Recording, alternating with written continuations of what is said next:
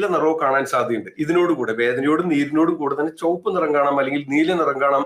ഇനി അതല്ലെങ്കിൽ രാവിലത്തെ സമയം അല്ലെങ്കിൽ വൈകുന്നേരങ്ങളിൽ ചെറുങ്ങനെ പനിക്കോൾ ഉണ്ടാവും. അത് ആമവാദത്തിൽ ഉണ്ടാവാറുണ്ട്. നമുക്ക് ഒരു പനിക്കോൾ ഉണ്ടാവും. എപ്പോഴും പനിയുണ്ടോ എന്ന് തോന്നും. എന്നാൽ ടെമ്പറേച്ചർ വെച്ച് അല്ല, തെർമോമീറ്റർ വെച്ച് നോക്കിയാൽ ടെമ്പറേച്ചർ ഒന്നും കാണില്ല, നോർമൽ ആയിരിക്കും. പക്ഷെ നമ്മൾ തൊട്ട് നോക്കിയാലും ചിലപ്പോൾ ചൂട് തോന്നില്ല. പക്ഷെ ഈ രോഗിയെ സംബന്ധിച്ച് വളരെ തണുപ്പ്, ഇങ്ങനെ എപ്പോഴും തണുപ്പുണ്ടാവും. മനസ്സിലായില്ലേ? അപ്പൊ ആ പനി വരുന്ന പോലത്തെ ഒരു ഫീൽ ഉണ്ടാവും. അപ്പൊ അത് ഈ നീർക്കെട്ടുള്ളത് കൊണ്ടാണ്. അത് അത്രയേ ഉള്ളൂ സംഗതി. ഓക്കെ, അപ്പൊ അങ്ങനെ പനിക്കുള്ളൂ. വായ്ക്ക് രുചി അറിയുക, വായിലൊക്കെ ഇങ്ങനെ ഒട്ടിപ്പിടിക്കുക, വായ്ക്ക് ഒരു കയ്പ്പ് രസം തോന്നുക, അങ്ങനെ പനി ഉണ്ടോ എന്നൊരു സംശയം തോന്നുക. തണുപ്പ് പറ്റില്ല, കൂൾ ഡ്രിങ്ക്സ്, ഐസ്ക്രീം, തണുത്ത കാറ്റ്, തണുത്ത വെള്ളം, ഫാനും എ സി ഒന്നും പറ്റാത്തൊരവസ്ഥ.